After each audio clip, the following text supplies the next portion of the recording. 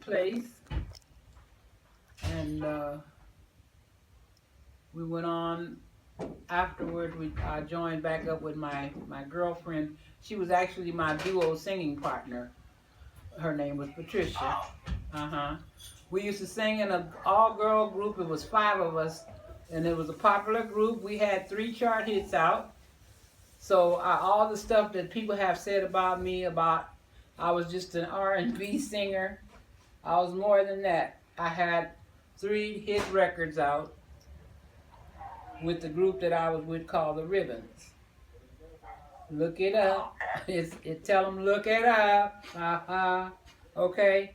So that's one thing that I wanted to establish on this go around. I've done plenty of interviews before, but sometimes, like in this time, I know that there's all those people out there who feel like they're the best knowers of Jimi Hendrix. Yeah. I'm Jimmy's best kept secret. They I don't believe it. they don't know my story. I'm very, very careful about who I tell my story to, who I share my information with. So, like I can tell you that I did meet him on the eve of New Year's, the last day of the year, Yeah. 1963, where people have tried to say it was 65. They want to make their, but the timeline, they kill me with that timeline crap, you know. So I was with that man. I know it, and the reason that you never forget the boy of your dreams, the love of your life. How could I forget what day I met him or what year it was? Exactly. Okay, I would never forget that. Not to mention the fact that our president had been assassinated on November 22nd. I turned 20 years old. I was barely aged enough to get into these clubs, but they never bothered me. But anyway, I turned 20 years old on October the 16th, and we had the assassination of John F. Kennedy on the 22nd, and then I met, and Jimmy had his birthday on the 27th. He turned 21, so we was 24 for a month together. We was the same age.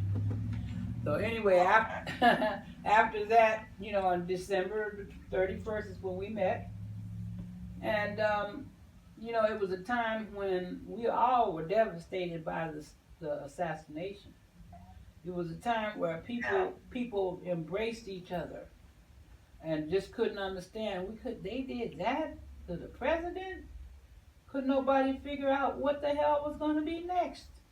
Behind that stuff. And we knew that more than likely that it was because he was trying to make a better life for black folks, because there was a family of Kennedys who cared. They gave a damn. They weren't like the greed and the things that are going on now, where they don't give a damn about nothing but how they can make a buck off of you.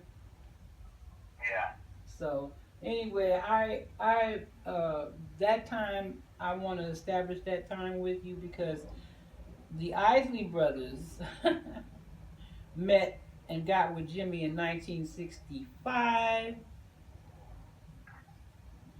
and I want to set the record straight about that because they have Okay. put them first on the West Coast Seattle Boy album that I'm on. Yes, I'm on this one, but Yeah, I have that. they got the Isley brothers ahead of me when they should be behind me because they are still confusing those dates. So I want to tell you that I was a go-go dancer. I just got my first paycheck on June. I can't remember the date, but in June, I'd worked, I think we worked a week and didn't get paid.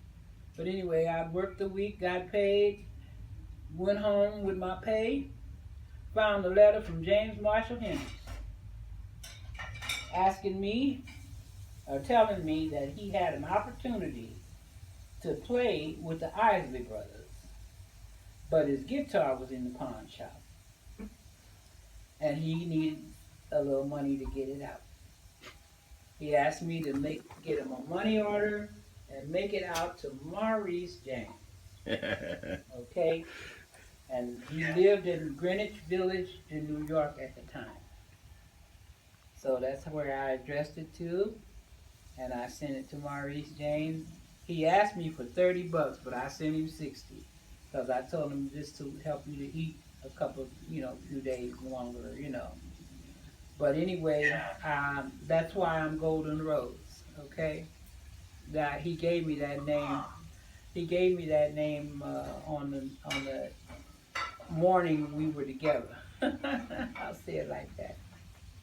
But anyway, that's why, one of the reasons why I'm Golden Rose. But I helped him. I always helped him when he was here. I helped him because he was struggling dealing with that little Richard. Actually, he called himself. They called it AWOL. We were trying to be another Ike and Tina or Mickey and Sylvia. So we spent all our time together, and we created that song. And I knew we was hanging out at a club one night, the same club I met him, California Club. And the man that was a big producer and manager of groups was there, and I knew who he was, and I told Jimmy that he was Billy Rivas. So we approached him and told him we had a song that he was interested in hearing it, and he gave us his phone number and asked us to call him. And so we did, and we set up a date. It was like Monday night when they had Monday night music jam, and then so Wednesday he wanted us to come over to his place.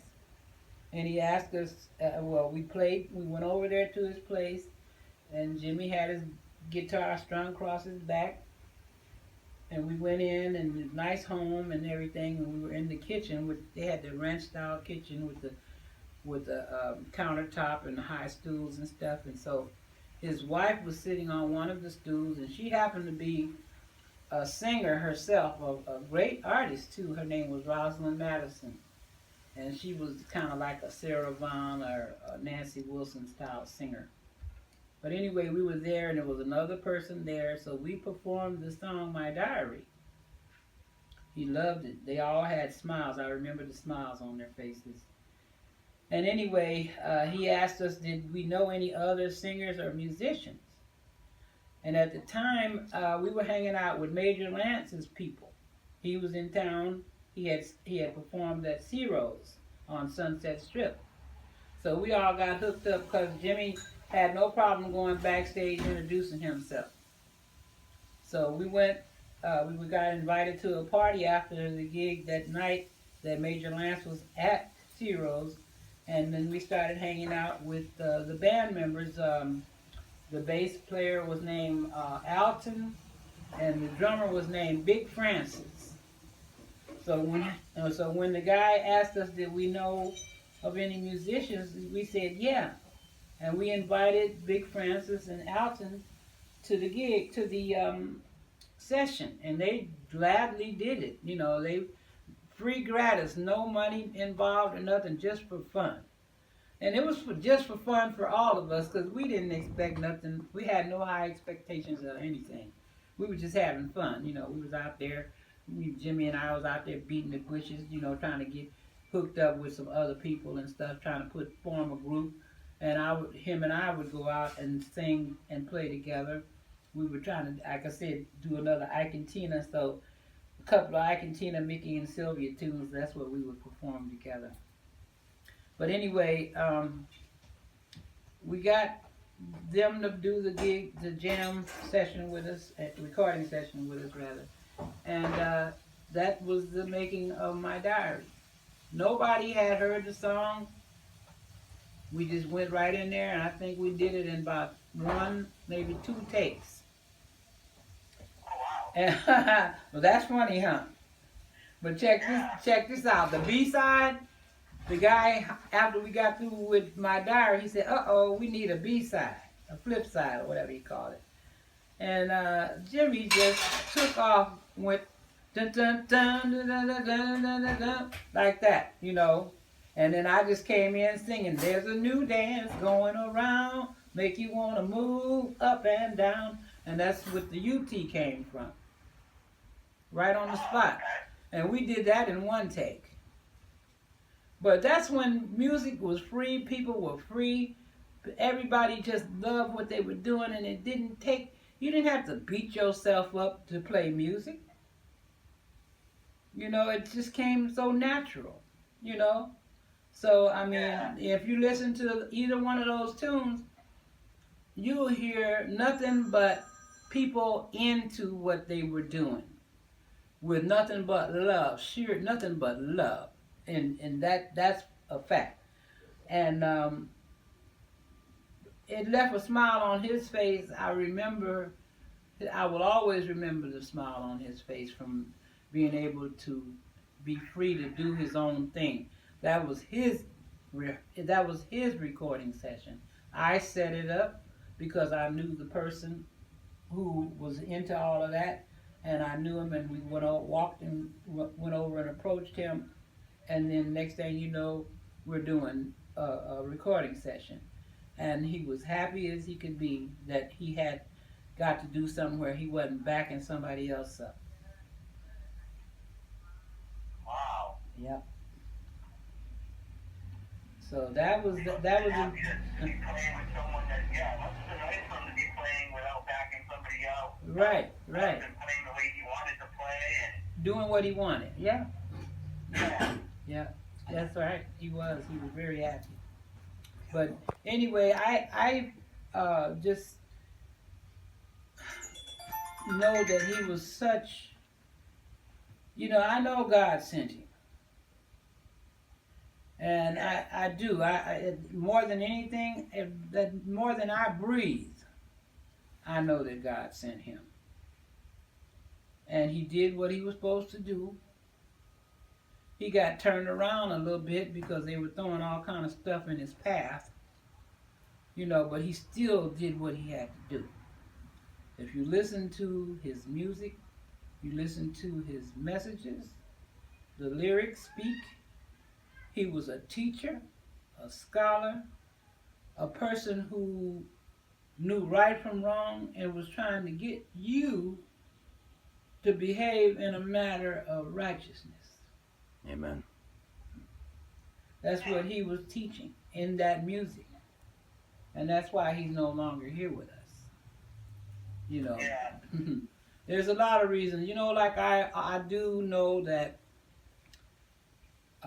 just like there's God, there's Satan. We won't get, and that's not being religious. That's just being factual, because we all are spiritual. Some people don't. Some people fight it. They don't want to deal with their spirituality because they're still out there committing shit. Sorry. So they don't have time to deal with their righteous spirituality that will teach them how to be a good, obedient servant to God. So, Jimmy was a good servant to God. Yeah. Yes, he was.